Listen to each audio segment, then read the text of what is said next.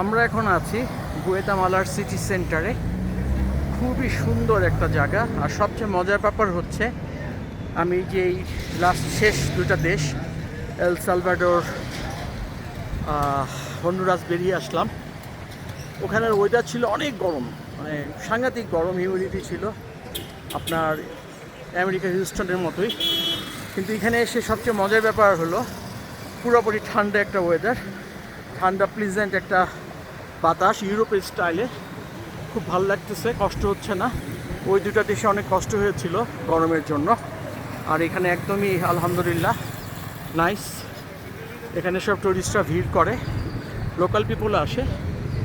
এটা একটা স্কোয়ারের type, it's a nice place.